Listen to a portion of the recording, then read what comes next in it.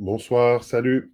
Alors, voilà, 44e de poésie d'au-delà du confinement.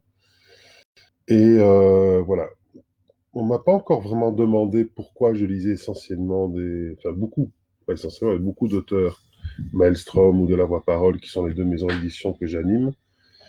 Eh bien, pour plein de raisons. D'abord parce que ce sont les livres aussi que j'ai le plus chez moi. Mais aussi parce que cette période de confinement est une vraie occasion de redécouvrir ces textes publiés, ces auteurs publiés, entre autres par la petite refonte du site que j'ai dû faire pour les rendre accessibles à l'achat en ligne. Et ici, voilà, ce sont des coups de cœur. Je vous invite toujours à me proposer des poèmes à lire aussi. Et je vais encore lire quelque chose qui vient de Maelstrom, c'est Olivier Dombray, qui est un des tout anciens auteurs, qui à l'époque était un tout jeune collaborateur aussi, en 2004, et qui, 2 ans plus tard, se retrouvait publié avec le journal d'un jeune branleur, qui était un livre très très fort, que j'avais dévoré dans un voyage vers Montréal d'ailleurs. Et, euh, et donc, voilà, c'est un auteur que nous avons suivi, qui nous accompagnait aussi à la guitare sur scène, qui vit aujourd'hui en Espagne, que je salue s'il nous voit. Et, et voilà, je vais lire quelques extraits. Ça commence en anglais, par une citation. Black and white are all I see in my infancy. Red and yellow then came to me, reaching out to me, let me see. As below, so above and behind, I imagine drawn behind the lines of reason. Push the envelope, watch it bend. Tul lateralus. Nigredo. De la source de mon cœur jaillit une eau malade de tout lieu. Je suis absent.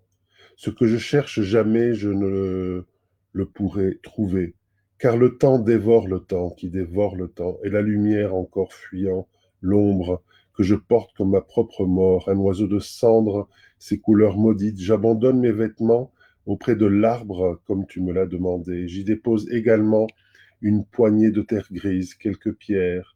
Le vent semble m'adresser un message, mais je ne l'entends pas. Certaines vérités cachées à présent révélées. Albedo, qui est l'œuvre blanc. Au-delà du corps, moite, semble naître une nouvelle entité, une forme essentielle. Même la nuit la plus sombre verra poindre l'aube, et l'âme à son tour baignée de lumière s'en ira reposer en un lieu secret, où l'ombre menaçante ne la pourra trouver. J'ai vu le ciel changer de couleur, l'oiseau maudit s'envoler, un grand fracas d'ailes et de cris. Quand l'arbre s'est abattu, quelque chose s'est altéré, l'ordre bouleversé, le serpent a mué, doucement, déchirer ce qu'il reste du temps et faire du cœur le pilier, à présent, espérer. Rubedo, l'œuvre rouge.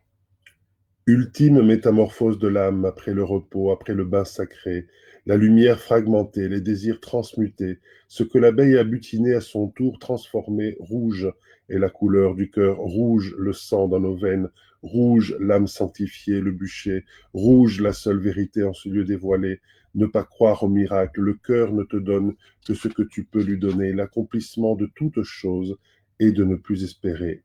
À présent, je suis né. 9.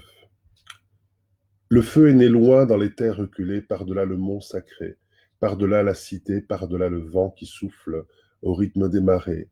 Lui qui meut tes odieux navires aux hommes épuisés. Quête incessante, avidité, tout cet or que tu ne peux trouver, il est là, regarde juste là sous tes pieds, mais tu ne le vois pas, incapable d'imaginer un monde sans toi ni moi, une éternité pourtant, je suis le battement du cœur, la valve et le sang. Je suis l'aorte du temps, je me nourris de toi qui te nourris de moi, incendier les âmes abandonnées, afin de les rendre pures, afin de les rendre légères, les libérer, consumer ce qu'il reste de nous nettoyer les traces de notre passage. mais noircir du papier pour ne pas oublier qu'ici, en ce lieu, fut célébré le rite de l'humanité par le feu irisé. 10. La voix s'est tue ce matin sur la ville. La pluie tombe encore, c'est un exercice compliqué. Et innocente, un processus périlleux au loin dans les montagnes. J'ai une pierre longtemps sacrée, aujourd'hui oubliée, que je peux pourtant voir briller. 11. Jacob. J'ai vu l'un devenir deux. J'ai vu la clé du royaume. L'autre est le déni. J'ai vu l'échelle. À qui mène-t-elle? Rachel a volé les images des dieux, dame de carreau, terre-mère éternelle. Il est celui qui a vaincu l'ange, celui qui a vaincu Dieu, celui qui engendre un monde nouveau au cœur du désert. Une armée de cadavres couvre sa fuite. J'ai vu le ciel s'emplir de sel comme si l'océan y avait élu demeure. Le ciel a peur, le ciel crève, et même la pluie m'est douloureuse. Je baisse les yeux, mes yeux mouillés, mes yeux fatigués d'avoir trop vu. Mes yeux crevés, il faut briser les miroirs, tous les miroirs, briser tous les miroirs, tous les miroirs brisés. 12. Apôtre de l'illusion, tu as vendu le nom, tu as vendu les mots saints, le verbe fait chair. Tu as vendu ta maison pour une poignée de pierres et un peu d'or, alors que tes dents tranchent quand tes mâchoires mastiquent, que tu finis par avaler tous ces morceaux de viande. C'est l'univers que tu digères. Le feu brûle dans ton ventre et consume lentement ce qu'il reste de l'homme. Aujourd'hui, la terre a tremblé, Moloch s'est éveillé et l'œil s'est ouvert sur une autre réalité. 13, Judith, de nouveau de l'anglais, d'abord. It's not like you killed someone. It's not like you drove a hateful spear into his side. Praise the one who left you, broken down and paralyzed. He did it all for you. He did it all for you.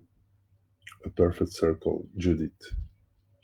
Ne cherche pas l'image dans les ruines du temple, ne cherche pas l'enfant, ne cherche pas le cadavre du général, sépare la tête du corps, ne cherche pas Bethulia, au-delà des montagnes, un parfum lourd et entêtant, dame de cœur, livre des morts, dame de cœur, livre des rêves, ne cherche pas l'agneau sacrifié au lever du jour, ne cherche pas l'autel, ni le premier rayon de soleil, ne cherche ni l'ombre, ni la lumière, ne cherche pas la source, l'odeur écœurante du plomb fondu, ne cherche pas ton Dieu en dedans de toi, ne cherche pas l'endroit, ne cherche pas ton frère, car il a disparu, ne recherche pas la voix, attends peut-être demain, si nous survivons à la nuit.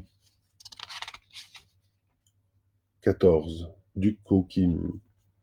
You never know what day could pick you, baby, out of the air, out of nowhere.